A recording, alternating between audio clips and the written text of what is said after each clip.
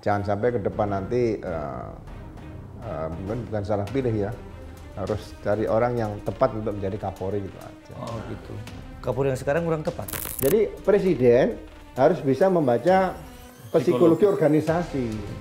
Jadi prerogatif, biasanya prerogatif ya. Prerogatif presiden itu harus jangan bahwa saya punya kewenangan bisa meminta ini untuk jadi ini, meminta itu jadi itu, jangan. Sebetulnya presiden nggak boleh diajukan sudah lewat proses, ya kan? Dari bawah ini bottom up ya, diterima. Terus akhirnya Pak Jokowi menurut penjelasan, oh saya nggak pakai yang dua ini. Saya sudah punya calon sendiri yaitu Pak Tito. Ya nggak boleh seperti itu. Ya sebaiknya kan Pak Listio ini kan Kapolri kan dulu ajudan Pak Jokowi. Ya kan? Betul. Supaya situasi tidak berkembang kemana-mana, ya beritahu saja Pak Jokowi, Pak, kita ketemu semuanya di situ. Ya. Jadi kalau sekarang ini dilihat ya, kalau bisa kita lihat usia lah. Usia berapa nih kira-kira? Gitu, ya.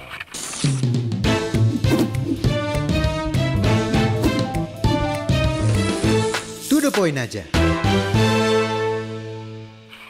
Isu reshuffle kabinet semakin menguat ke permukaan. Mulai dari menteri hingga Kapolri pun ramai diperbincangkan. Siapa saja calon-calonnya tentu ini menjadi perbincangan hangat di masyarakat. Mulai dari tempat-tempat umum sampai warung kopi. Ini agak inline atau gayung bersambut dengan statement Prabowo kemarin bahwa Pak Prabowo menyatakan pejabat-pejabat yang merasa tidak mampu silahkan mengundurkan diri atau akan diganti.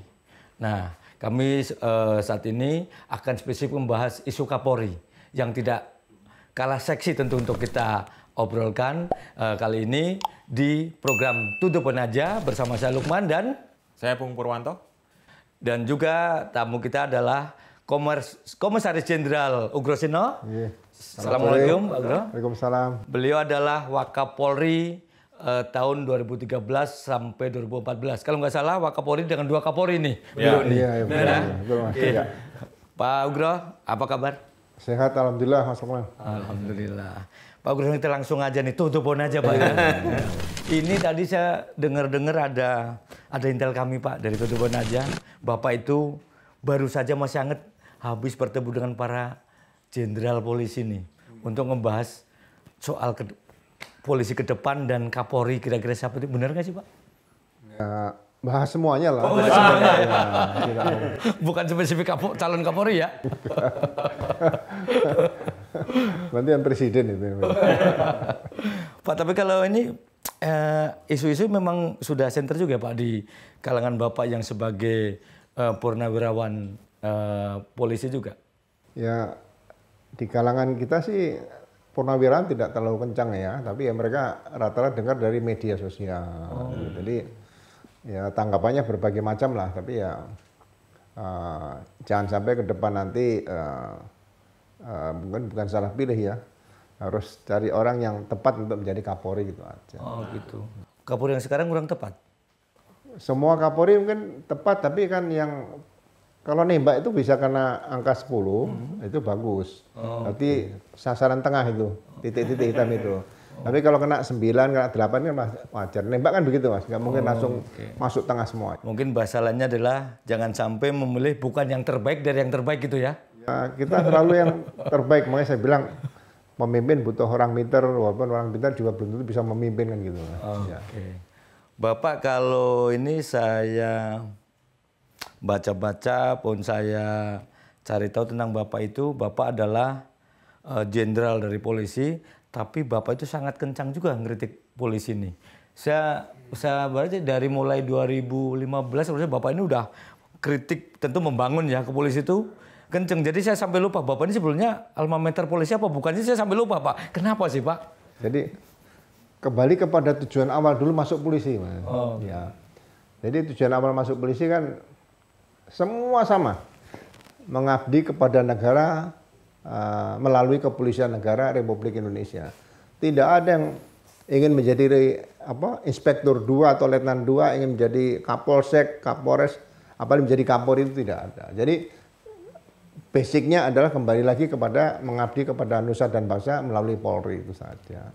Tapi sepertinya Bapak, yang kalau saya tangkap ya, nanti kalau salah saya dikoreksi Pak, lebih banyak tuh statement Bapak menurut saya, ini agak keras dalam tanda petik ke polisi. Sebenarnya ketika Bapak mungkin membandingkan, mungkin ketika Bapak berdinas dengan yang setelah Bapak purna, atau mungkin sebelumnya ketika Bapak berdinas ada sesuatu yang belum kesampaian itu bagaimana sih Pak? Enggak, jadi saya di polisi saya nggak punya target. Saya kepengen, kalau mungkin bintang 1 ya, itu mimpi adalah, ya kan.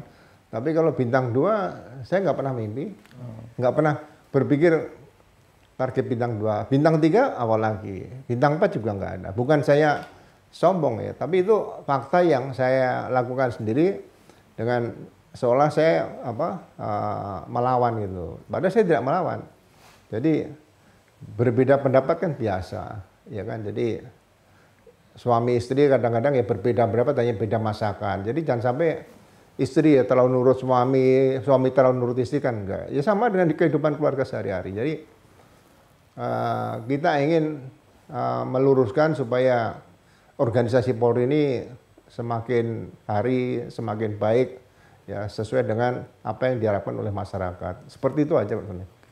Tapi dengar soal melawan, saya pernah dengar Bapak pernah menolak perintah Kapolri ya, ini sampai dengan melawan Pak. Jadi gini,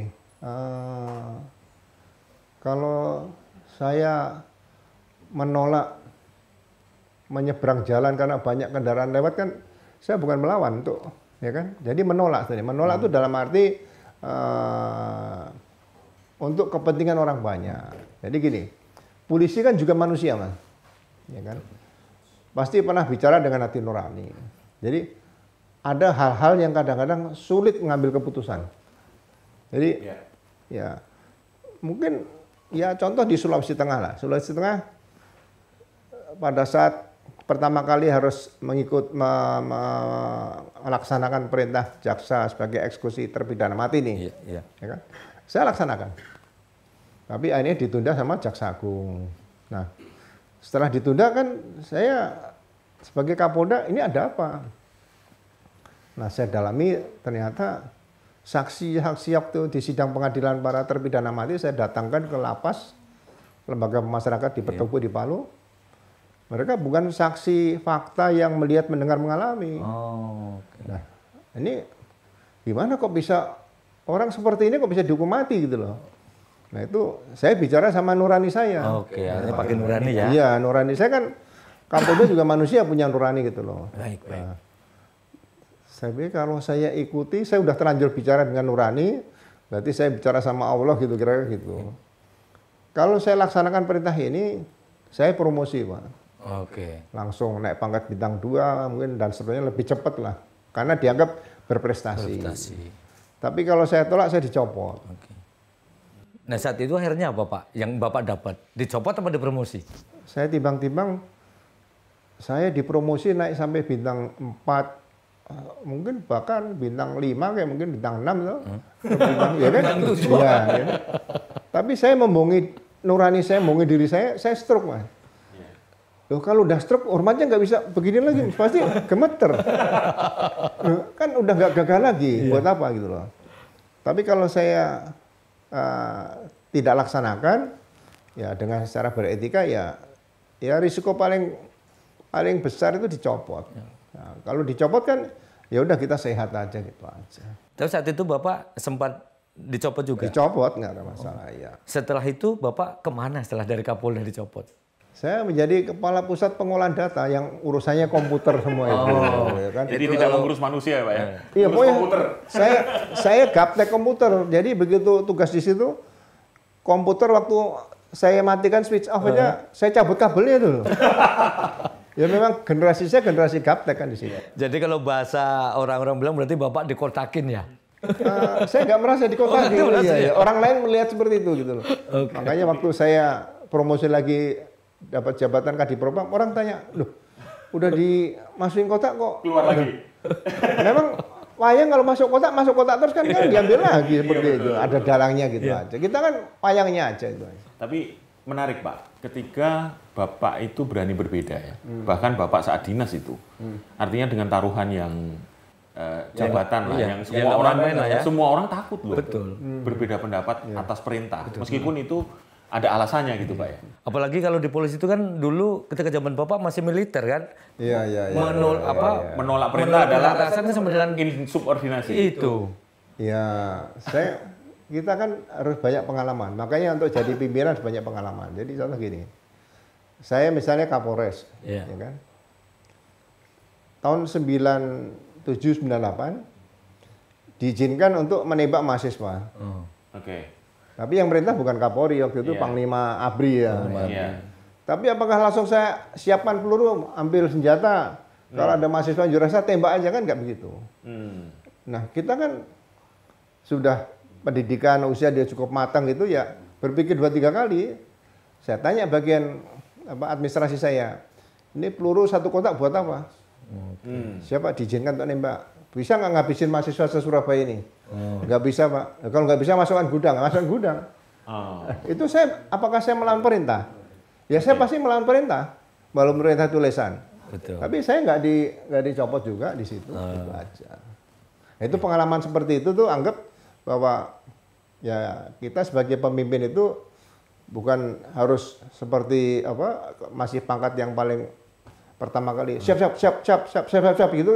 Kata-kata siap yang seperti nggak bisa direm itu sebenarnya udah hilang pada saat ya pangkat perwira menengah itu sudah nggak ada lah kira-kira gitu. Artinya kalau sudah dipercaya menjadi pemimpin wilayah atau katakan Kapolda, Kapolres itu memang punya hak untuk mencerna perintah itu seperti apa gitu Pak ya? Oh iya, itu makanya di mana-mana yang berprestasi itu rata-rata kalau TNI ya pangkat letkol ya. Iya. Kalau kita AKBP di situ. Iya. Kalau pangkat AKBP atau letkol nggak punya prestasi ya sayang di situ ya. Kita lihat Geringgo Hunasan itu kan pangkatnya antara letkol seperti itu di situ ya. Pak, kalau Bapak kan sudah pernah berapa tahun Pak ya berarti? 14 tahun. Bukan Pak, 11 sekarang ya. 11 tahun ya. Lebih dari 10 tahun ya. Bapak ngelihat alma mater Bapak di sana setelah Bapak pensiun sekarang di masyarakat itu makin banyak, saya nggak bilang semuanya negatif ya, tapi rata-rata masyarakat kalau ditanya tentang polisi kayaknya entah kebetulan entah enggak lebih banyak yang berstigma negatif gitu. Meskipun kata survei tinggi ya, kami nggak tahu itu. Tapi kita ngomong yang real aja yang saya tahu itu. Bapak ngelihatnya seperti apa Pak? Ya kalau dilihat polisi sesuai dengan undang-undang kan di situ ada pelindung, pengayom, dan pelayan masyarakat. Mungkin komplain nggak begitu banyak lah di situ ya. Lihat polisi muter patroli dan sebagainya. Kalau pemelihara Kamtipmas ya tidak ada masalah. Tapi mungkin yang paling banyak masalah di bidang penegakan hukum di situ. Jadi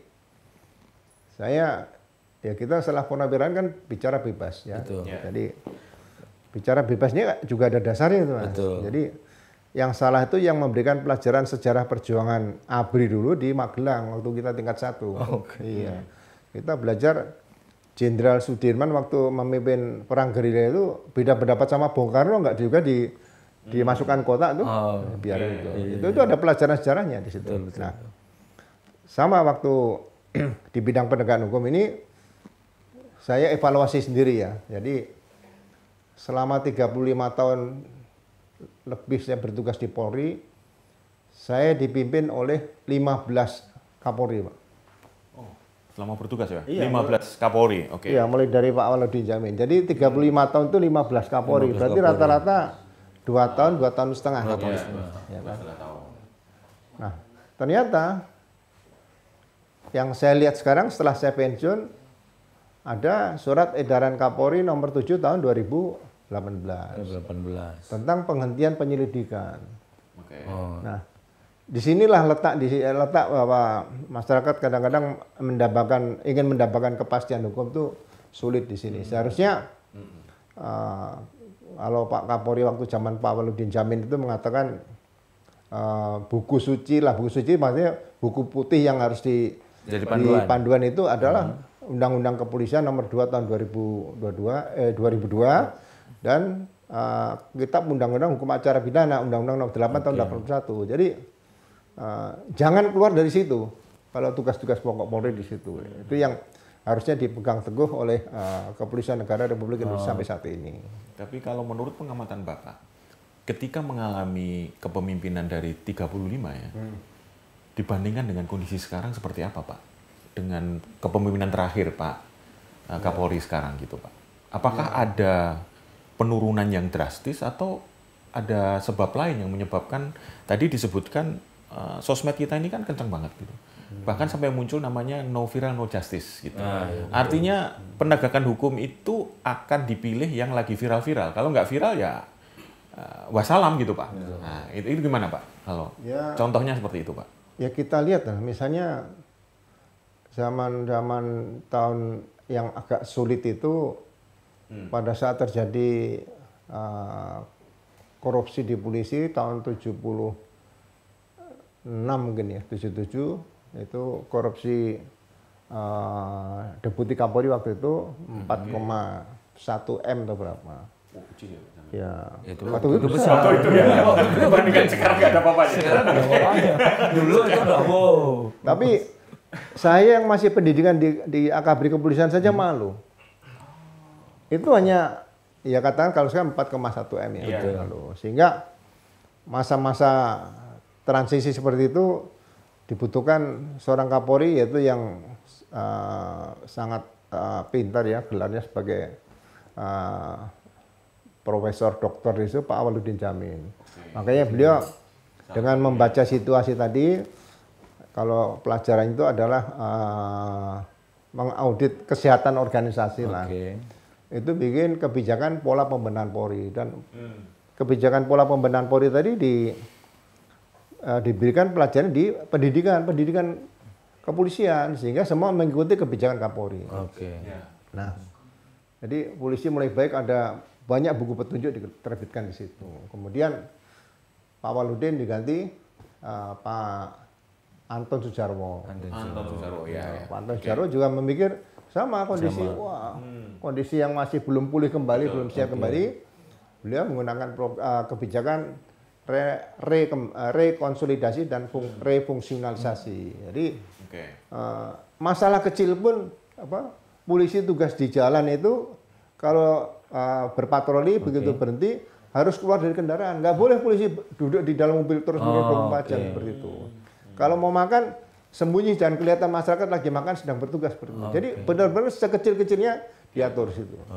Nah, berlanjut sampai saat sekarang ini, nah mungkin kebijakan-kebijakan Kapolri itu seharusnya yang mudah dicerna, dilaksanakan oleh anggota, jangan tidak terlalu yang memberatkan. Nanti kebijakan Kapolri yang sebelumnya belum selesai dilaksanakan, sudah ganti Kapolri lagi, ganti kebijakan baru, sehingga anggota ya bingung, yang ini belum selesai sudah ganti yang baru, seperti itu. Sehingga akhirnya banyak yang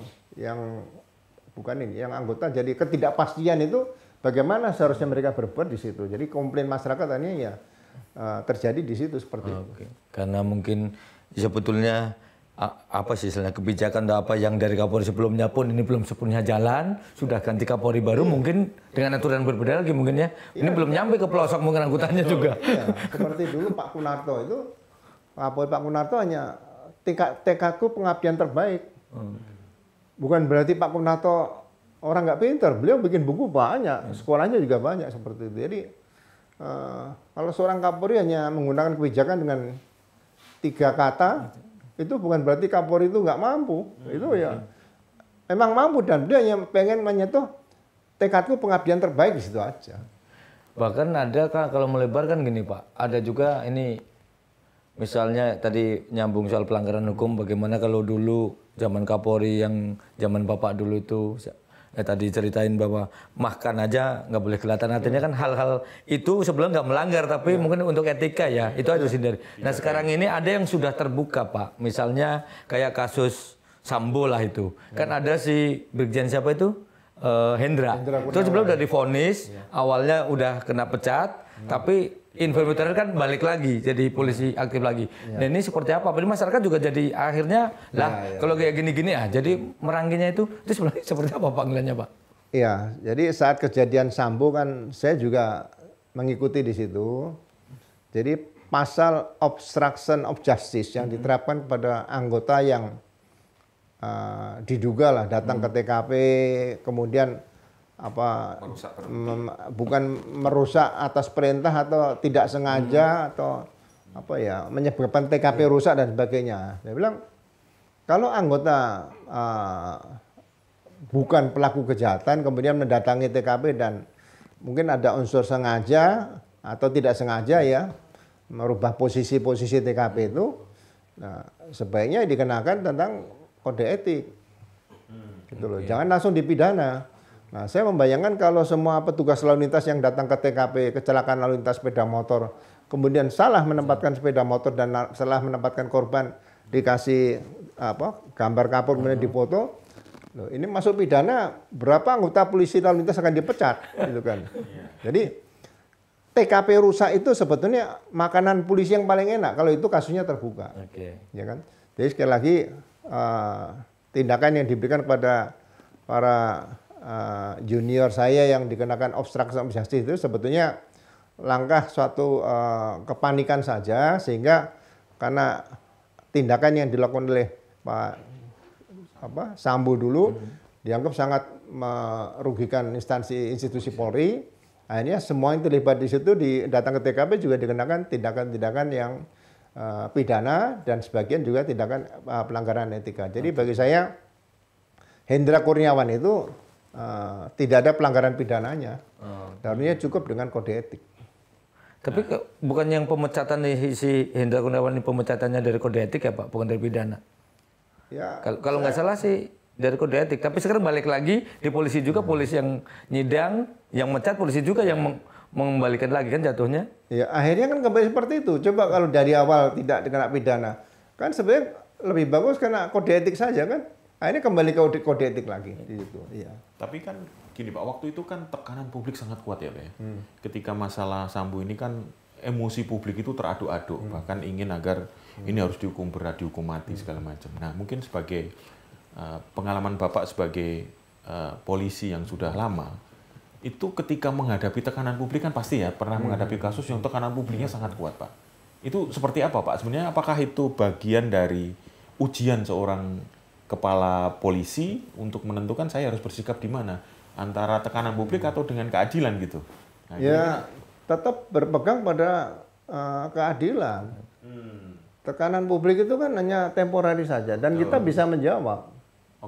Gitu loh. Jadi contoh waktu kasus di Poso ya. Iya, Poso. Di Poso kasus terpidana mati itulah. Jadi ada unjuk rasa ke Kejaksaan Tinggi tetap memaksa untuk dieksekusi pidana mati. Wow, kepalanya diikat itu, tinggal matanya Mas.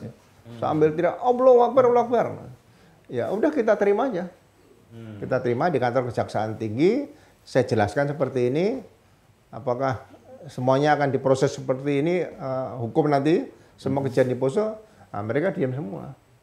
Ini kasusnya seperti kita buka nih. Mereka mungkin kurang informasi. Setelah dibuka ya mereka bisa nerima, nggak ada masalah. Artinya kuncinya di transparansi ya Pak ya? Ya kuncinya transparansi dan komunikasi. Ya, saya belajar itu dari kita beragama Islam. Kalau saya sedang bicara sama Allah itu bicara apapun sama Allah nggak pernah ditolak tuh. Betul. Nah, gitu. Jadi kita nggak pernah marah sama Allah, nggak pernah marah gitu aja. Artinya tidak perlu takut sebenarnya ya kalau menangani kasus yang seberat apapun, ketika semua prosedur dilakukan dan transparansi itu terjadi, sebenarnya nggak perlu ada yang ditutup-tutupi ya Pak ya? Ya, ketenangan kita belajar psikologi massa ya itu memang perlu diajarkan di lembaga pendidikan Akpol gitu ya, atau pendidikan polisi lainnya, karena menghadapi orang itu kan, ini pengalaman aja nih Mas, menghadapi orang yang maras itu ya, kita harus berani. Kalau menghadapi orang berani, kita harus nekat. Menghadapi orang nekat, kita harus gila. Menghadapi orang gila, kita harus waras. Balik sini lagi nih. Menghadapi orang waras, kita harus berani. Udah situ aja. Jadi kita lihat nih. Rumusnya gitu ya Pak? Loh, saya kan menghadapi orang timur-timur malah di Surabaya, saya lihat nih. Mereka kok nekat? Saya gila, saya maju. Gitu. Mereka berpikir, ini lebih berani dari saya. Akhirnya mereka turun. Menarik juga ya. Menarik ya, ada rumusnya rupanya. Nah, gini Pak, kalau terkait dengan ini yang lagi Bapak kan beritanya cukup viral nih di Indo News yang pendapat Bapak yang tentang ijazah Pak Jokowi gitu. Nah, ini gimana Pak? Ini kan juga bagian dari tekanan publiknya juga tinggi. Nah, sementara orang menilai bahwa banyak yang nggak percaya tuh tentang pendidikannya Baris-Krim gitu. Nah, sementara kita tuh sebagai publik kan tahu lah, wong polisi aja agak sulit dipercaya. Terus gimana ini nanti selesainya? Ujungnya ada di mana gitu Pak? Nah. Ya, kan ada restoratif justice ya. Kalau nggak salah peraturan kepolisian nomor 8 tahun 2021 ya. Iya, di awal-awal itulah. Iya, jadi ya sebaiknya kan Pak Listio ini kan Kapolri kan dulu ajudan Pak Jokowi. Iya, ya kan? Betul. Supaya situasi tidak berkembang kemana-mana, ya beritahu saja Pak Jokowi, Pak, kita ketemu semuanya di situ, ya antara Pak Jokowi, ya kemudian damping ada Pak Pratikno, di sini mungkin ada pengacaranya, silakan.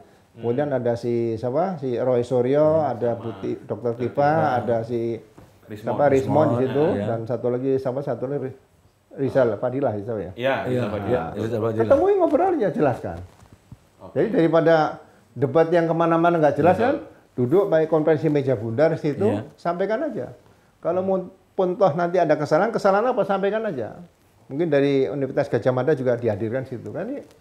Dulu ide restoratif justice kan yang menyampaikan kan kalau nggak salah Pak Listio sebelum pada saat dilantik jadi Kapolri. Nah ini mungkin pekerjaan satu yang menyangkut mantan kepala negara di sini dipraktekkan saja sama Pak Listio Sigit sih. Wah ini menarik ya Pak. Iya. Kalau itu bisa digelar betul, artinya polemik itu mungkin bisa jadi berhenti loh Pak. Ya saya rasa itu yang terbaik daripada berkembang sampai ke saling melapor kemana-mana. Betul. Seperti itu. Karena sekarang jadinya yang menjadi liar kan di sisi lain kubunya, ya saya nggak tahu kubu Roy Suryo apa, pokoknya yang inilah yang ngeritik Pak Jokowi itu ngelapor ke polisi kan soal ijazah itu. Kan terus Pak Jokowi juga ngelapor ke polisi soal merasa difitnah atau nah persoalannya ya di polisi itu yang soal ijazahnya dinyatakan berhenti, tapi yang merasa pencemaran baik ini dilanjut. Ini kan mereka jadinya merasa ini kok berat sebelah kan, itu sekarang menjadi tebang pilih. Tebang pilih satunya kesannya. Mungkin kalau tadi seperti Bapak yang di ini selesai sebetulnya kan dua-dua pelapor. Nah kalau udah kayak sekarang ini terus bagaimana Pak ini Pak? Iya. Menurut Bapak? Tadi udah saya sarankan mungkin yang terbaik supaya tidak menimbulkan kegaduhan lebih besar, lebih banyak. Langkah yang saya sampaikan tadi yang terbaik. Tapi kalau misalnya belum bisa ya laporan Pak Jokowi yang di Polda Metro tadi kan harus dibuktikan. Siapa yang bisa menyatakan bahwa itu ada pencemaran nama baik atau fitnah? Pencemaran nama baik apa? Fitnah seperti apa kan gitu. Jadi ini butuh energi banyak untuk bisa menyelesaikan lewat hukum seperti ini. Tidak gampang. Oh ini sudah ada pernyataan dari Baris-Krim, berarti Anda salah, nggak bisa. Karena yang disampaikan tadi Baris-Krim juga harusnya proses yang sesuai dengan KUHAP tadi, ada laporan polisi, surat perintah dimulai penyidikan, dilakukan penyidikan, sampai pemeriksaan laboratorium dan sebagainya. Kalau memang tidak cukup bukti, berhentikan penyidikan atau SP3. Nah, SP3 supaya ada kepastian hukum walaupun itu tidak mutlak, pra peradilan. Nah, kalau di pra peradilan bahwa SP3 itu sudah benar, suatu saat setahun 2 tahun lagi itu ada bukti baru diajukan masih bisa. Jadi nggak akan selesai sebelum sampai sidang ke pengadilan sampai inkrah seperti itu. Nah kalau menurut Pak Ugro sendiri dengan Baris-Krim sudah memutuskan ini selesai, ini identik dan pokoknya bla bla blanya itulah prosesnya. Ini sudah tepat belum menurut Bapak? Bapak kan dulu juga penyidik pasti paham betul lah soal urutan itu. Iya itu kan diberhentikannya berdasarkan surat edaran Kapolri nomor 7 tahun 2018, yaitu penghentian penyelidikan. Nah, saya selalu katakan bahwa penghentian penyelidikan itu tidak diatur di Kitab Undang-Undang Hukum Acara Pidana, sehingga kepastian hukumnya ini belum ada. Sehingga itu terlalu dini ya Pak tahapan itu untuk menentukan itu dihentikan ya Pak ya. Kalau misalnya katanya sudah diperiksa tadi ya. Ya udah, LP tadi terbitkan SPDP aja. Oke. SPDP dipanggil lagi saksi-saksi yang ada resmi sampaikan, kemudian disita barang bukti dari mana saja, dicek nanti tanda tangan siapa dekan atau rektor di situ, kemudian juga kertasnya nanti belangnya dicek. Jadi memang ekstra energi untuk bisa membuktikan tadi, tidak semudah apa ngecek. Oh ini sudah dibandingkan, berarti ini identik, itu nggak bisa. Tidak sesimpel itu ya, Pak? Iya, Ya pantas apalagi, makanya orang akan mempertanyakan. Ya apalagi kan ijazah mantan kepala negara, Pak. Gitu. Betul. Jadi, Nah, ekstrimnya begini, Pak. Akhirnya orang berpendapat, masalah ini karena menyangkut mantan Presiden Jokowi dan kemudian Kapolrinya bekas ajudan, tidak akan selesai selama Kapolrinya masih Pak Sigit. Gitu, ada pendapat begitu.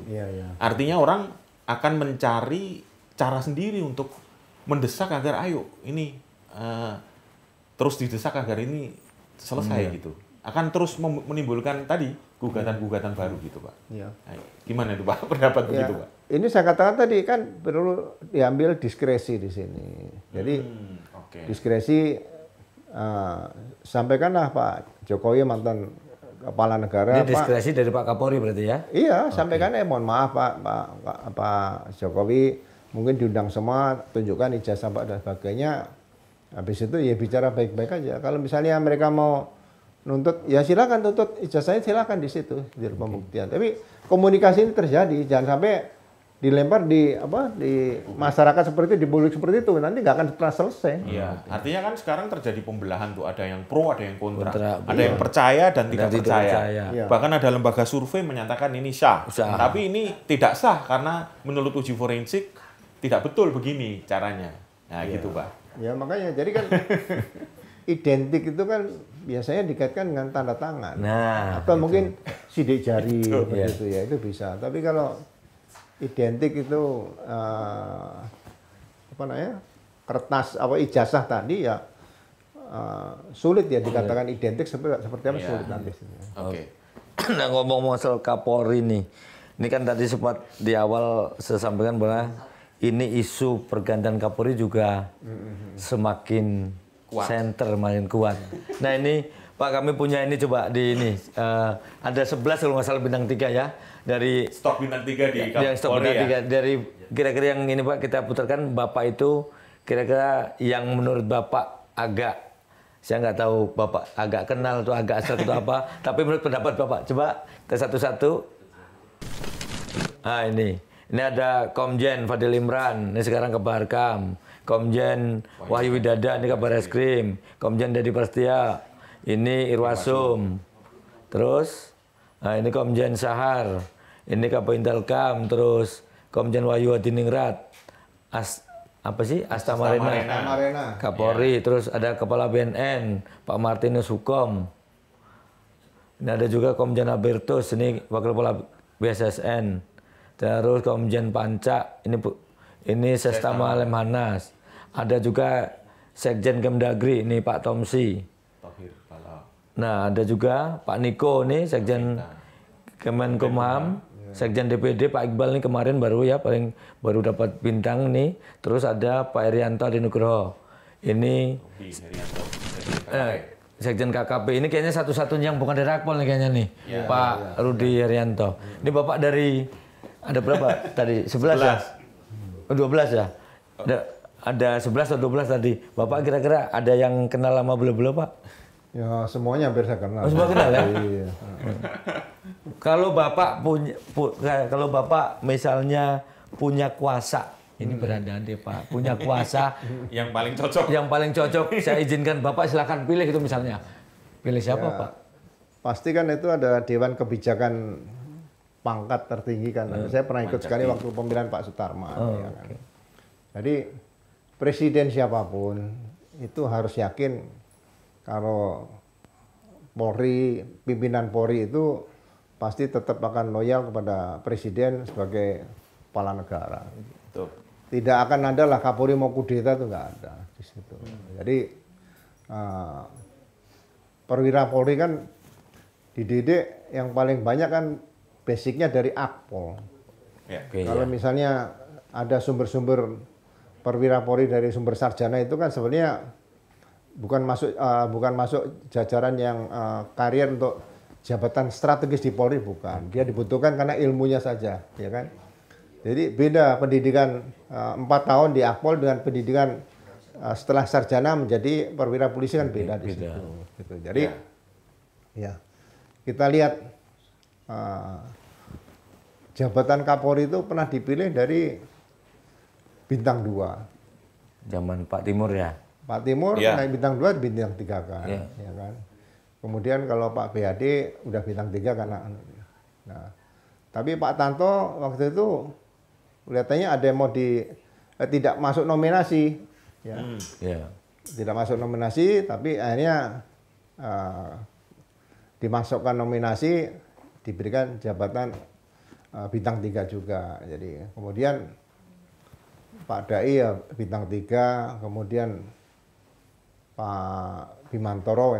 Tapi sebelum itu ya rata-rata Pak Rosman Hadi, Pak Rusdiarjo, Pak Tibio, termasuk Pak Kunarto, Pak Anton Zoro itu bintang 2, Pak Sanusi juga bintang 2. Jadi sesuai dengan pasal 11 Undang-Undang Kepolisian nomor 2 tahun 2002, di situ kan memperhatikan jenjang karier juga pangkat dari perwira tersebut.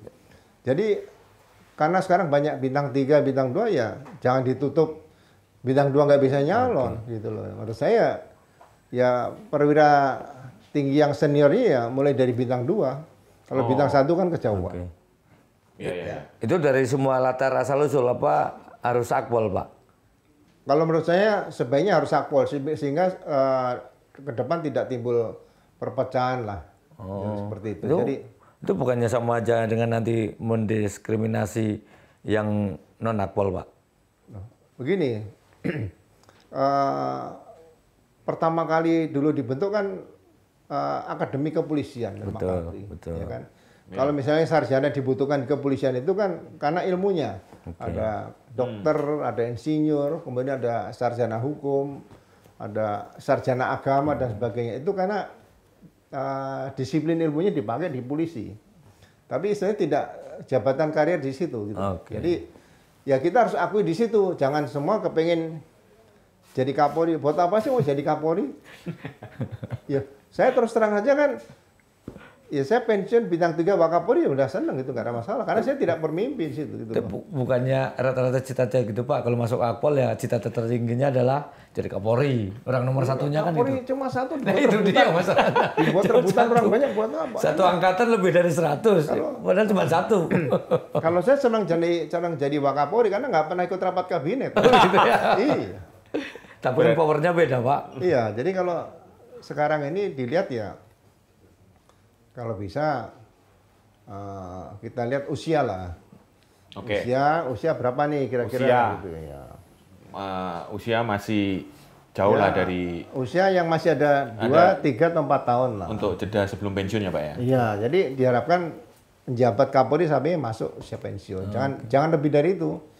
2 tahun ya bagus, 3 tahun bagus. Tapi 2 Kapolri yang ini kan di 3 periode ini kan, 3 periode terakhir, 2 Kapolrinya kan lama Pak. Ya. Pak Tito sama Pak Listioni. Makanya saya bilang dari awal, Presiden itu harus percaya Dewan Kebijakan Tertinggi Polri. Jadi waktu pemilihan Pak Sutarman saya ikut. Arahan Pak Presiden SBY waktu itu cari calon Kapolri yang masih ada 2 tahun kurang lebih. Rapat kita. Cari siapa nih? Sutarman. Oh masih 2 tahun kurang dikit, hanya berapa hari atau berapa minggu lah gitu. Terus siapa lagi cari? Nah, karena Pak SBY hanya minta 1, ya kita siapkan Sutarman. Jadi diharapkan Pak Sutarman sampai pensiun, tapi ternyata Pak Sutarman baru setahun diberhentikan sama Pak Jokowi gitu kan. Nah, kita bingung. Tidak boleh ada bintang 4 aktif 2 di Kepolisian Negara Republik Indonesia. Gitu loh. Matahari 2 nggak boleh, matahari 1 udah panas. Apalagi matahari 2 kan gitu. Betul, Pak. Tapi kemarin sempat bintang 4-nya ada 2 loh, meskipun institusinya beda ya, satu di BIN, seharusnya satu di Polri kan. Jadi Jenderal Polisi itu hanya ada dalam piramida kepangkatan Polri 1. Kapolri. Jadi satu komando tertinggi ya Pak ya. Bintang 4 Jenderal Polisi itu hanya untuk Kapolri dan mantan Kapolri. Kalau bintang 3 ya mungkin agak lebih banyak dikit lah sekarang ya. Apalagi kalau sekarang bintang 3-nya banyak sekali, Pak. Tadi kalau Bapak menyampaikan ini saya setuju sekali sebetulnya ada 12 ya. ya polisi, kepala polisi harus ada polisi. Mungkin ya tadi Bapak berberat bahwa ya seharusnya dari Akpol dengan ini. Oke lah itu, tapi sama-sama coklat. Tapi yang saya tanya sekarang, maaf nih Pak, Bapak, saya ngeliat polisi itu sekarang sudah ada di mana-mana. Makanya bintang 3-nya banyak sekali, hampir semua tadi yang bintang 3 itu semua punya jabatan di mana-mana, Pak. Sekjen. Ya sekjen. Makanya sampai kadang-kadang mungkin ya saya kebayang itu misalnya imigrasi. Itu udah pengen banget sekolah imigrasi kayak sepertinya Akpol, mereka akademi imigrasi atau apa namanya, pengen cita-cita jadi dirjen imigrasi. Begitu pucuk-pucuknya lari ke tempat lain. Nah, Bapak ngeliat itu ini salah satu contoh aja. Gimana sih Pak menurut Bapak? Adil nggak sih Pak nih polisi ini kemana-mana? Maaf nih bukan saya ngomong menjajah ya, tapi ada di mana-mana nih. Jadi saya juga kadang-kadang berpikir ke arah situ. Jadi kalau diizinkan, kenapa tidak dibuat reorganisasi lagi? Seluruh Kapolda, berarti ada 28 Kapolda itu pangkatnya bintang 3. Oke. Daripada tugas di luar kepolisian, bintang 3 aja. Itu baru 28. Ya? 28. Ya. Jadi stoknya bisa banyak ya Pak ya, bintang 3. Ya. Karena Gubernur Akpol bintang 3. Betul. Kasespim bintang 3. Ya kan? Iya. Komandan Airut bintang 3. Nanti Barisnya dipecah, ada kepala badan transnational crime bintang 3. Iya. Kepala badan cyber bintang 3, karena BSS-nya juga bintang 3 kan di situ. Bintang 3 diperbanyak nggak apa-apa, tapi di Polri gitu loh. Jangan sampai malah di luar cari bintang 3-nya kan. Kita mencari kan Jenderal Polisi dan Komjenpol atau Irjenpol ya. Nah, kalau Kapolda bintang 3 28, berarti kan Wakapolda bintang 2-nya juga 28. Betul. Kepala Sekolah Polisi Negara bintang 1. Jadi nggak usah keluar kemana lah, cari bintang 1 susah dari kepala SPN ini. Ikut yang keluar nggak perlu. Naikkan saja, mumpung kesempatan ini kan dibuka kesempatan untuk bisa tugas di luar nih.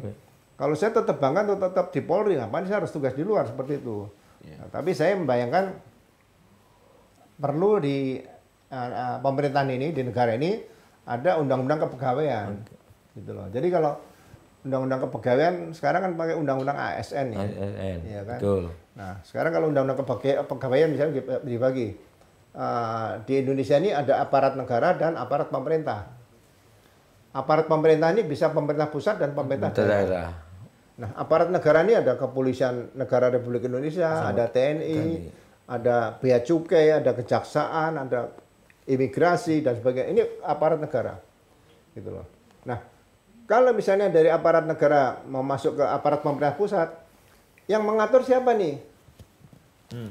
Operatornya siapa nih? Kan regulator pemerintah nih. Operatornya siapa? Nah, di situ harusnya ada kepala BAKN kalau seperti dulu masih ada. Sekarang BKN namanya. Nah, BKN ya, ini yang mengatur. Jadi mengajukan permohonan ke BKN, ya kan? Kemudian nanti disetujui, dilihat melalui fit and proper dan dikonversi.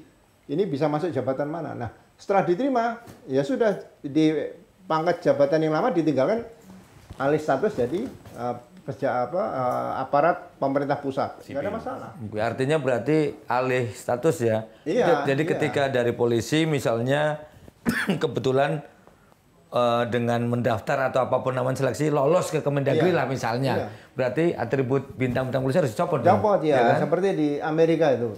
Kan tentara kalau tidak ada tugas-tugas ke luar negeri, nah, dia kan bisa tugas kepolisian. Oke. Daripada didik baru lagi, dia disiplinnya sudah ada nih. Dia menggunakan pangkat yang lama di Amerika nggak apa-apa, nggak ada masalah. Nanti dikonversi saja di situ. Mungkin juga apakah inflasi ya bahasanya, inflasi bintang 3 yang ada sekarang itu karena bintang 4-nya terlalu lama, Pak? Apakah begitu? Jadi mungkin kalau dulu rata-rata 2,5 tahun, ini kan mungkin lebih dari Pak Listion lebih dari 4 tahun. Jadi karena bintangnya ini terlalu lama, jadinya yang harusnya naik lagi rotasi itu terganggu gitu. Kira-kira ada sebab itu nggak? Ya sebetulnya kurang diperhitungkan seperti itu ya. Jadi jangan dipaksakan kalau sudah keluar terus dikonversi, oh di sana cocok bintang 3 di bintang 3 kan. Kalau misalnya tugas di imigrasi tadi, apakah di situ disebut Komjen Pol atau Komjen NIM, imigrasi gitu loh. Komjen IM misalnya gitu. Ya kan di imigrasi nggak ada komjen. Betul. Di situ. Jadi ini juga perlu ditertibkan dalam piramida kepangkatan tadi ya, hanya ada jenderal polisi, komisaris jenderal polisi, terus inspektur jenderal polisi di situ aja. Kalau sudah di luar piramida kepangkatan nggak bisa lagi disebut di situ masuk pangkat yang ada dalam piramida tadi di situ. Ya karena yang terakhir itu ya masih ya entah itu soal penyebutan ya, tetapi juga nggak ada yang protes gitu. Sekjen DPD Komjen Iqbal. Nah, ini kok Komjen, padahal DPD ini kan sudah bukan polisi kan gitu. Kan kalau misalnya itu sesuatu yang keliru mungkin ada yang ngoreksi, tapi enggak ya itu. Mungkin apakah juga instansi polisi mungkin barangkali juga bangga mungkin belum pensiun kali. Ya makanya karena belum pensiun maka kesana. Padahal pensiun. Betul kan kita melihat gitu betul, aja. Cuman kan tadi kalau Pak Ugro kan berpendapat sebenarnya pensiun nggak pensiun itu ketika satu pindah kan ya sudah pindah gitu. Kan kira-kira gitu kan udah perkara ya Pak ya. Seperti sekarang itu kan kalau Pak. misalnya dia tugas di luar kepolisian, pangkatnya Komjen Pol nih. Kalau ada kesalahan bisa nggak diperiksa Propam Polri? Di kementerian misalnya. Nah, nggak bisa. Nggak bisa. Nggak bisa. Karena bukan di lingkungan pemenang Propam. Nah, kalau memang ada polisi di kementerian di sana, sebaiknya di kementerian dititipkan ada Kadif Propam Polri di situ di kementerian untuk ngawasi polisi yang tugas di sana supaya jangan. Berarti banyak juga Kadif Propamnya, Pak. Oh iya, seluruh kementerian dikasih Kadif Propam nggak apa-apa. Ya mudah-mudahan sih nggak ada yang salah Pak, karena yang repot nanti kalau salah ketika di kementerian yang notabene sudah nginduk ke peradilan sipil full, ketika ada masalah mau diperiksa sama ini bilang saya ini polisi. Begitu mau polisi saya di Kemendagri. Lah ini maunya diperiksa siapa nih? Nah itu yang mudah-mudahan nggak sampai seperti itu Pak. Ya makanya harus ditertibkan lagi. Kalau yang sudah tadi kalau saya bicara kan dibentuk lagi undang-undang kepegawaian tadi yang undang-undang ASN tadi ditertibkan lagi supaya ke depan nanti ada peran operator siapa yang bisa ngambil kiri dan kanan, mindahkan dari lambung kiri ke lambung kanan dan sebagainya itu harus ada di sini. Iya, saya juga jadi ngeliatnya sekarang ketika zaman saya mungkin saya nggak ngomong waktu kecil lah, zaman SMA gitu bintang 3 itu sebegitu mahalnya gitu loh. Sekarang itu berjibur berkeletakan di mana-mana itu loh. Maaf ya, saya bilang ini polisi aja. Tuh itu yang punya jabatan dari kementerian segitu banyak tuh. Kayaknya kok gampang banget sekarang ya itu. Saya ngeliat Pak karena seorang luar nih. Meskipun nggak tahu proses dalam itu kayak apa sih untuk mendapatkan sebuah bintang itu. Itu seperti apa sih Pak prosesnya Pak? Jadi kalau Komjen Pol itu ya ada di polisi. Kalau di luar polisi ya bukan Komjen Pol. Betul. Nggak, tapi seberapa mudah sebelum Pak dari bintang 2 menjadi bintang 3 gitu. Seberapa mudah, seberapa sulit. Kok ini sekarang kayaknya jadi banyak sekali. Ya prestasi lah. Prestasi di lapangan kan harus ada juga. Jadi jangan dipakai sembarangan bahwa ya mungkin kita lihat waktu zaman Pak Jonan ya di Kementerian Perhubungan. Ya, menggunakan pangkat-pangkat seperti militer. Kemudian di BPN saya lihat BPN juga sekarang pakai kelautan juga sama di sini. Kan ini harus mulai ditertibkan, ya kan? Jadi akhirnya preman-preman juga menggunakan seragam-seragam itu. Itu bintangnya lebih banyak, Pak. Oh iya, ada yang bintang 5 saya lihat itu kan, saya lihat kemarin ya kan. Pak, kalau ini Pak, ini soal lompat liting ya Pak ya, lompat angkatan.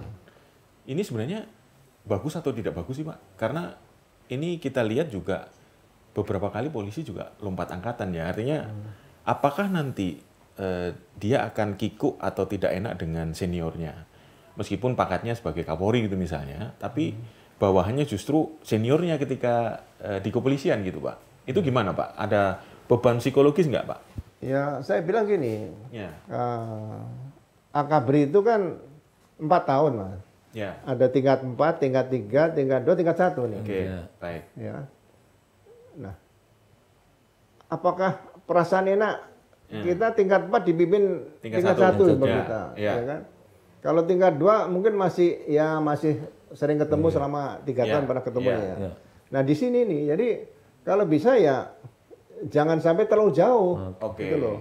Jadi paling enggak waktu Pak Timur nih, Kapolri kan, nah, di bawahnya masih ada, saya lihat ada 77 masih ada nih, ya kan, 76 juga masih ada, ya kan.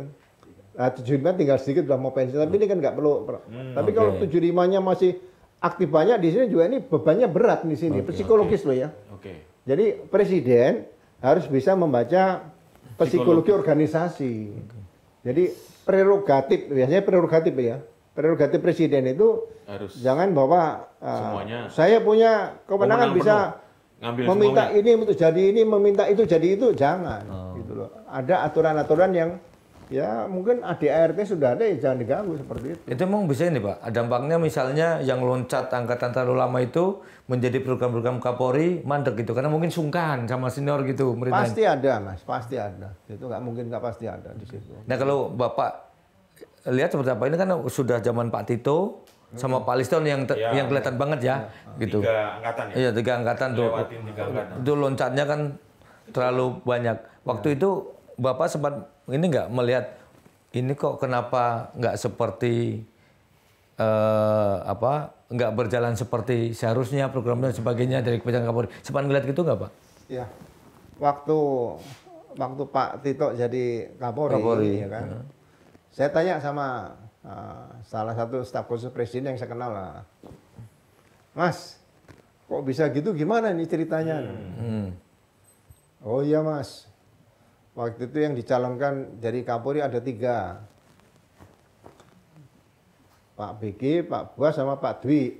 Oke. Nah, terus dari 3 ini yang masuk nominasi hanya 2, Pak BG sama Pak Buas.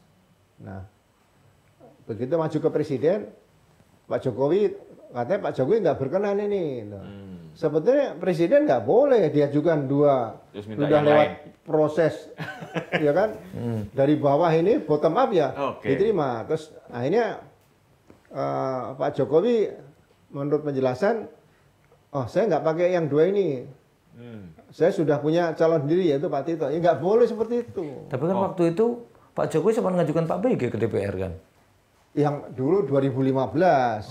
Oke. Ini setelah setelah itu, setelah Badrodin. Setelah Badrodin kan dia calonkan 3 itu di situ. Jadi akhirnya Pak BG sama Pak Buas nggak jadi Pak Tito Karnavian seperti itu. Itu di luar calon yang dibahas di Dewan Kepangkatan itu ya Pak ya? Iya, di luar. Itu meskipun boleh, tidak ada larangan ya Pak ya? Presiden untuk memilih. Ya sebetulnya presiden harus tertib juga lah. Jadi organisasi ya Pak? Iya, jangan gini, jangan presiden kan dorong ya jangan. Sampaikan aja mau izin Pak Presiden itu kan.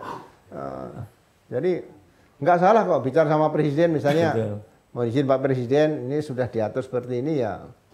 Oh tambah lagi calonnya, nggak ada masalah. Misalnya dia calonkan 2 nih sama presiden ya, 3 nih. Presiden minta lagi 3 lagi nggak ada masalah.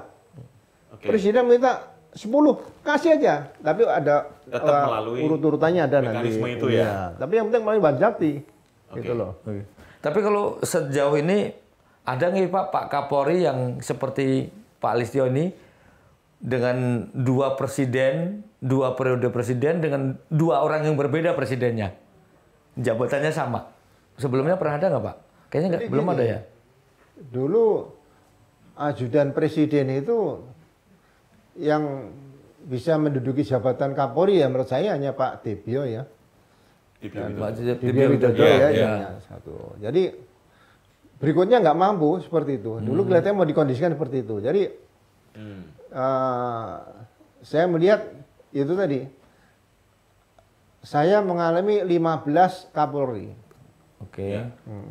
35 tahun. Kalau masing-masing Kapolri menjabat 3 tahun, berarti 45 tahun.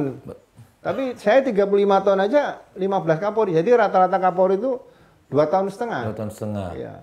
Bukan 3 tahun. 3 tahun kan 45 tahun nih. Jadi ya sebetulnya norma yang sudah berlaku sejak zaman perjuangan kemerdekaan Republik Indonesia itu ya tetap perlu menjadi sejarah yang perlu diperhatikan sama Bapak Presiden lah seperti itu.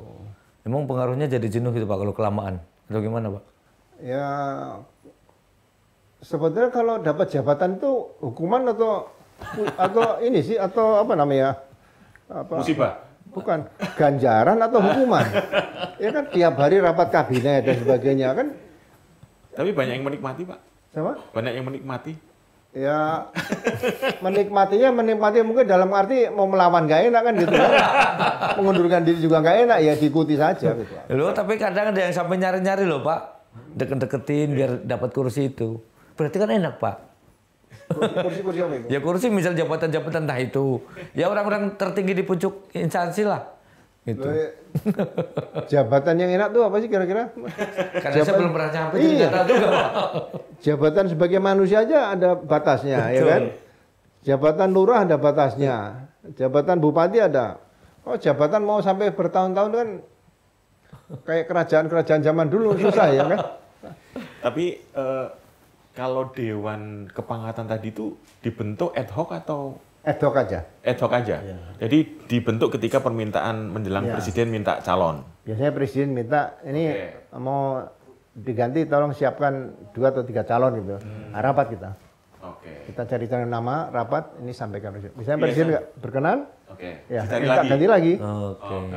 Setelah presiden cocok, baru diajukan bikin surat presiden surprise ke DPR. Udah itu aja. Anggotanya siapa tuh Pak? Ya biasanya senior, bintang 3. Kapolri mimpin juga, Wakapolri, kemudian Wakapolri atau asisten sumber daya manusia, Irwasum, terus Propam, ikut situ. Oh, Propam juga ikut ya? Udah itu aja. 5 ya? Nanti milih nama-nama yang sesuai dengan dinamika organisasi tadi ya? Iya, makanya waktu 2013 ya. Pak Tarman. 2013 Pak Tarman kan, kita milih ya kita pilih Pak Tarman. Kalau saya milih, saya dulu dong jadi Kapolri, ya nggak bisa. Jadi tidak bisa, kepentingan organisasi nomor 1 di situ. Artinya waktu itu Pak SBY ikut mengerti dinamika organisasi karena milih nama yang memang sudah direkomendasi oleh Dewan Kepangkatan tadi. Iya, Pak SBY kan AKBRI darat juga. Iya, jadi beliau tahu psikologi organisasi seperti itu. Nah, mudah-mudahan Pak Prabowo kan juga sama. Sebagai orang alumni AKBRI juga kan. Nah, seperti ini. Jadi ya dikembalikan kepada institusi Polri-nya lah seperti itu. Tapi kalau Bapak melihatnya memang sekarang memang betul ya, berarti Pak Sigit ini mau diganti. Bapak sempat ini nggak? Kan ini berarti bukan dadakan kan, tadi ada tim Dewan jabatan, berarti kan di polisi sono kalau betul ada ya, berarti udah tahu dong. Nah Bapak kan punya junior itu, ngabarin nggak Pak? Media sosial kan lebih cepat penanya nulis. Nah ini media sosial. Nah Bapak ini saya tanya Bapak, intinya junior Bapak pada cerita nggak suka ini? Barangkali Pak Jenderal izin bla bla tanya itu nggak? Belum ada Pak? Enggak lah, mereka hanya bicara bagaimana Polri ke depan. Kita diskusi itu aja. Jadi trust yang sudah dibangun oleh pemimpin-pemimpin Polri dari dulu, oleh senior-senior itu bisa dikembalikan lagi supaya polisi menjadi aparat negara penegak hukum yang bisa dicintai, dipercaya oleh masyarakat kembali. Tapi udah ada kabar dari orang dalam Pak bahwa memang Presiden minta untuk ganti Pak Listio ini? Belum ada. Kita hanya dengar suara, oh ini pakai R namanya. Wah, kenapa nggak dipakai A dulu ya? Gitu. Langsung R ya Pak ya? A sampai R kan jauh nih.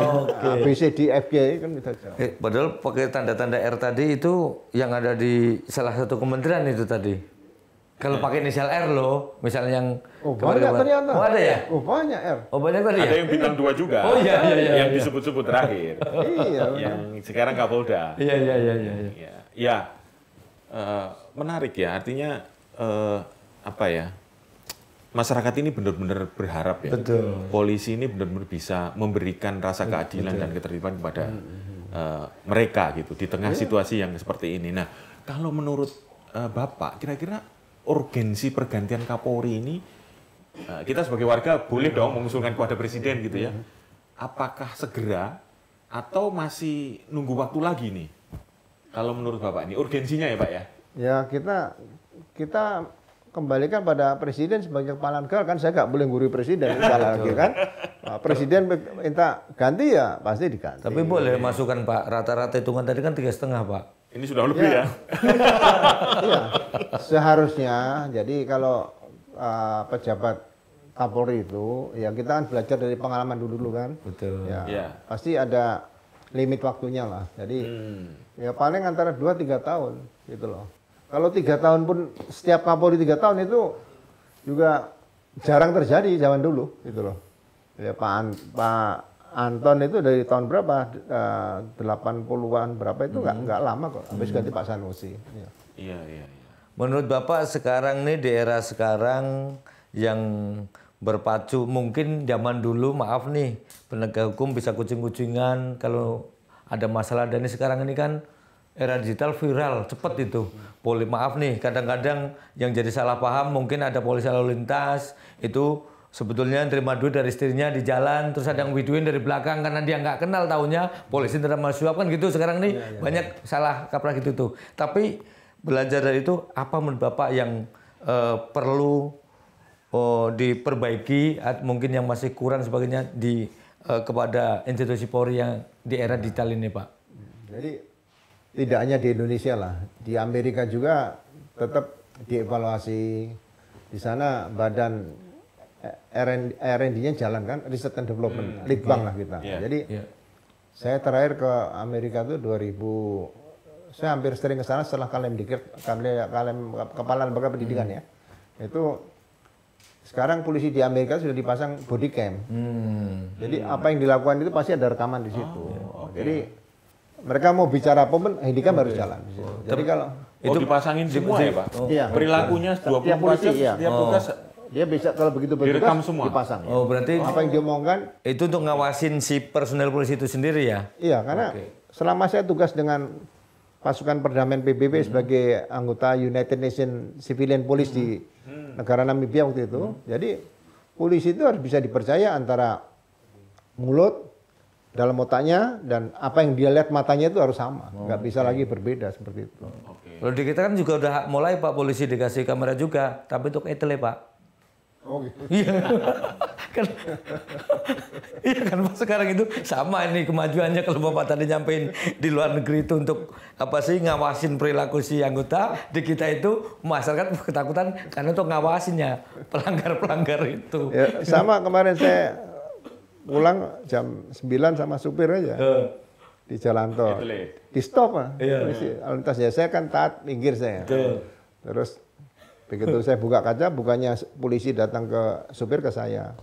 Dia bilang, ada apa? Mobilnya tidak terdaftar, Pak. Kamu jangan berikan data palsu loh, nanti saya proses lagi. Oh siap Dan. Duh, saya jawab gitu, dianggap, oh siap Dan, dipanggil Dan. Silakan jalan. Yang salah siapa? Lalu kalau dia, saya coba tanya, jangan sampai kamu salah memberikan data palsu loh ya. Katanya mobil saya tidak terdaftar. Oh STNK-nya dibayar tiap tahun gitu. Salah, gitu. Ini yang salah siapa begitu? Ini data palsu tadi. Nah, izin Pak, agak keluar dari konteks polisi-polisian. Saya itu dengar-dengar, ini saya akan sekaligus konfirmasi aja. Bapak itu dalam waktu dekat kemarin itu sempat ketemu dengan Bu Megawati. Benar nggak sih Pak? Bahas apa Pak? Oh saya ke sana. Ya, saya cerita-cerita bagaimana sih ibu ini bisa memimpin PDIP cukup lama kan gitu, ya kan?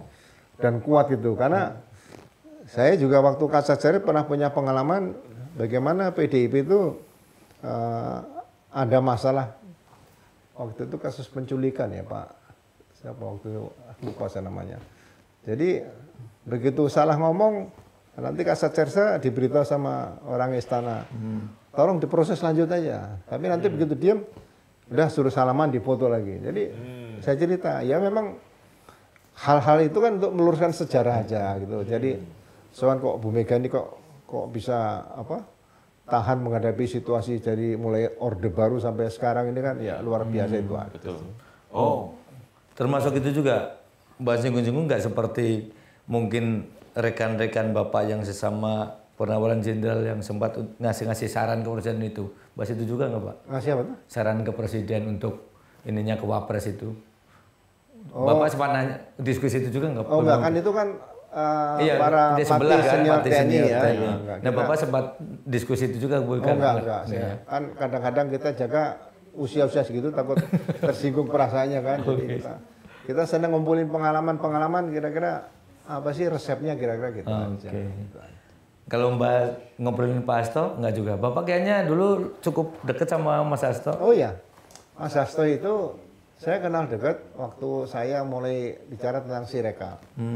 Jadi bagaimana Sirekap itu, akhirnya saya diajak ketemu Mas Hasto, ya cita-cita begitu Mas Hasto dikriminalisasi oleh KPK, saya tertarik di sini apa sih sedang dilakukan Mas Hasto gitu. Tapi saya udah feeling ini nggak ada gitu loh. Jadi makanya saya kalau ada orang dikriminalisasi itu saya pasti akan turun dan ingin mendalami seperti Pak Tom Lembong itu.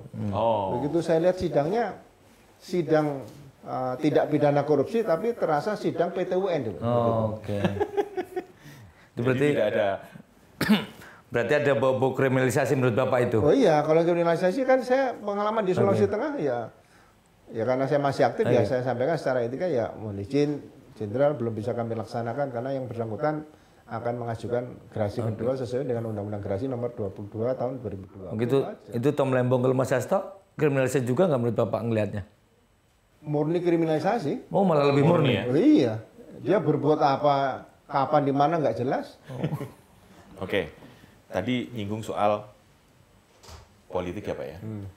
Sekarang kan lagi rame namanya sebutan parcok atau partai coklat. Ini lebih dahsyat dari semua partai politik Pak. Tapi tidak terdaftar di KPU Pak. Oh gitu ya. Tapi bisa memenangkan pemilu kayak gitu. Kira-kira gimana? Kalau saya ini politik terlalu menarik polisi ke dalam lah. Begitu. Jadi seharusnya ya kembali harus sadar bahwa yang kira-kira melanggar aturan norma yang tidak sesuai dengan pedoman hidup, pedoman kerja Polri, yaitu Tribrata sama Catur Prasetya, kemudian juga kode etik Polri ya sekali-kali bicara sama Presiden ya sampaikan aja misal gitu. Kan, Pak mohon izin Pak Presiden ini tidak bisa Pak gitu, nggak apa-apa. Dulu ada Kapolri ya saya dengar saya lupa. Oh ada ya yang berani melakukan itu? Diperintahkan Gus Dur kalau salah gitu ya. Iya. Untuk menangkap seseorang gitu. Terus sampaikan. Jadi mohon izin Bapak Presiden ini alat bukti belum cukup kan tidak bisa. Dimarahin nggak apa-apa ya. Saya ingat itu waktu itu viral juga. Mengingatkan Presiden kan dapat pahala juga. Oke, ini kalau Bapak melihatnya ini tadi kan sampai politik jangan masuk terlalu dalam ke polisi. Nah, kalau Bapak melihatnya politik yang terlalu masuk ke dalam atau polisi sendiri oknumnya yang menarik politik itu sendiri? Ya itu saya berpikir gini. Dua-duanya. Jangan sampai jadi pola bahwa ajudan presiden itu adalah jatahnya untuk menjadi Kapolri. Oke. Saya harus berani mengatakan seperti itu. Persis. Karena yang punya prestasi di lapangan yang tidak hanya ajudan, nyerempet bahaya, nyerempet kerugian jiwa dan fisiknya dia itu masih lebih banyak.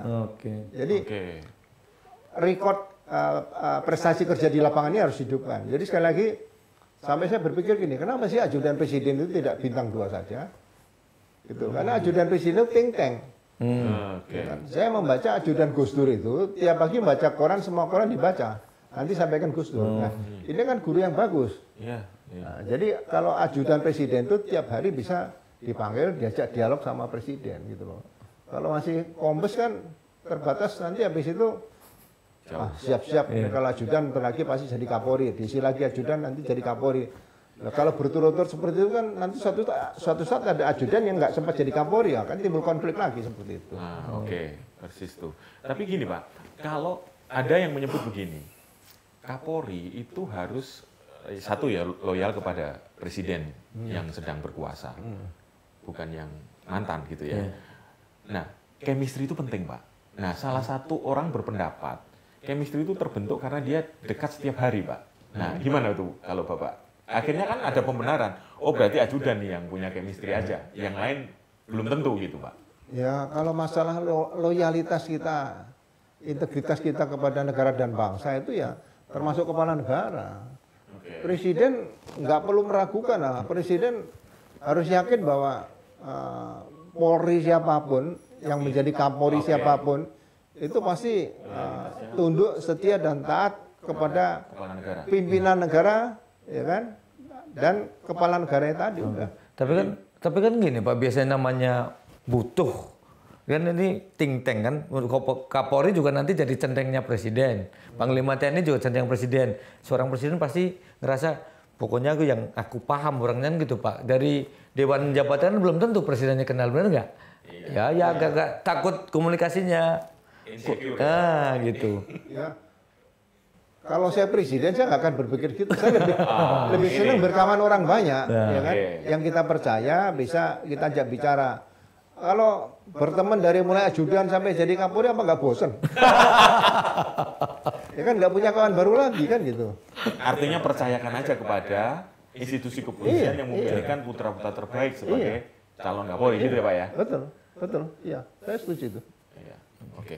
Oke Bapak, terakhir nih kita ini udah panjang lebar ini. Terakhir saya cuma kepingin bertanya kepada Bapak, menurut Bapak institusi Polri sekarang ini seperti apa di tengah maaf nih kekurang percayaan masyarakat sebagian, yang tidak semuanya tentu sebagian, atas ulah mungkin sebenarnya oknum polisi baik itu saya percaya sangat banyak, tapi biasanya barang buruk itu satu saja bisa mengotori semuanya. Nah, ini menurut Bapak, yang Bapak lihat, Bapak sebagai Purnawirawan Jenderal di polisi yang sekarang seperti apa nih Pak? Ya, jadi gini, polisi itu bertindak kan atas nama hukum, undang-undang. Jadi perintah pimpinan itu perintah manajerial aja. Misalnya baris berbaris nih, contoh gampang baris berbaris. Baris berbaris kalau perintah salah nggak diikuti kita. Gitu. Itu yang gampang itu. Jadi kalau misalnya polisi harus taat pada undang-undang atau hukum, ya udah, kalau ada perintah yang salah sampaikan. Ya, berbeda pendapat itu menjadi budaya baru di polisi, sehingga jangan dijadikan kalau berbeda pendapat itu berarti melawan, seperti itu. Jadi ke depan nanti ya harus saling menghormati, karena kewenangan polisi dari mulai pangkat Bayangkara 2 sampai Jenderal Bintang 4 sama. Misalnya ada kecelakaan lalu lintas, Kapolri juga bisa turun di jalan ngatur memberhentikan kendaraan. Nah, Barada juga bisa seperti itu. Jadi punya hak yang sama di masyarakat seperti itu. Jadi untuk diskresinya itu sama ya, untuk misalnya di lalu lintas gitu ya. Kalau manajerial organisasi mungkin ada jabatan, kewenangan dan sebagainya, kan berbeda-beda itu aja. Terima Mas Bung mau nambah lagi? Mungkin satu lagi Pak. Bagaimana melibatkan publik dalam proses transparansi penyelidikan di polisi Pak? Penyidikan dan penyelidikannya. Artinya kan selama ini mungkin orang curiga-curiga terus nih Pak. Jadi kadang-kadang ya itu tadi kan ya, no fear no justice, akhirnya ditekan-tekan terus sehingga baru transparan. Yang terbaru kan kasus di Jogja ya, yang anak seorang direksi swasta nabrak anak mahasiswa meninggal. Akhirnya ada aksi yang luar biasa, terus kemudian baru ada tindakan. Nah, gimana nih Pak, di tengah situasi begini, bagaimana cara polisi mengajak masyarakat untuk ayo ini loh, transparan kita gitu. Gimana Pak? Ya. Transparan itu kan berarti bukan buka-bukaan ya. Beda. Betul Pak. Jadi dalam penegakan hukum kita, entah itu hukum pidana atau kaitan dengan masalah hukum undang-undang lalu lintas, kan sudah ada sistem informasi penelusuran perkara yang dibuat oleh Kumham kalau salah. Nah, itu saya lihat baru sampai kejaksaan aja. Nah, saya berharap ya setiap laporan polisi yang akan dilakukan penyidikan masuk ke sistem informasi itu. Berarti semua orang bisa akses. Bisa melihat situ. Kasus ini bagaimana? Dilihat bisa secara perkembangannya ya. Iya. Jadi nggak perlu pakai SP2AP, kemudian orang yang melapor saja nggak usah. Nah, ini kan keterbukaan di situ. Di situ. Jadi kuncinya di situ Pak ya. Iya, kalau itu sudah dibangun, saya rasa ya masyarakat masih percaya. Ada kanalisasi orang untuk melihat kasus ini sampai mana. Iya. Gitu ya Pak ya. Iya. Jadi saya nggak usah nanya dulu, Mas ada laporan polisi nomor berapa? Udah minta SP2AP kan? Oh ini nggak perlu Mas, kan debatnya terbuka di situ. Ya, kalau SIPP bisa dilihat. Jadi semua bisa memantau progresnya ya. Itu. Kan sekarang jangan sampai berlarut-larut ketika masyarakat ngomong percuma lapor polisi. Nah itu kan sempat agar itu nongol ya waktu itu, percuma lapor polisi, no fear no justice. Kalau lapor polisi hilang kambing malah jadi hilang sapi. Jadi pelanggan polisi, nasabah polisi itu orang yang lapor polisi tadi. Kalau nasabah bank mau lihat saldonya, masa harus bikin SP2AP kan?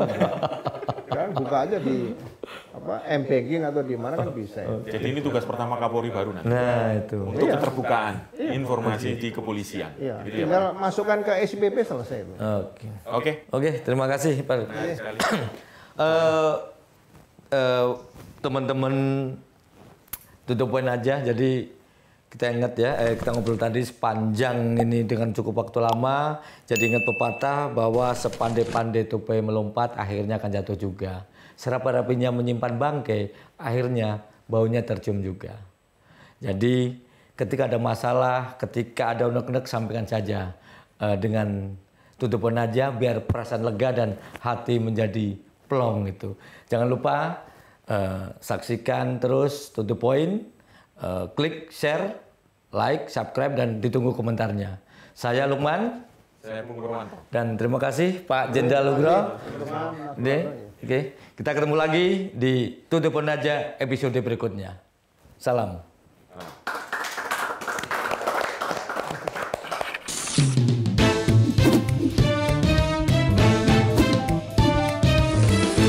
To the point aja.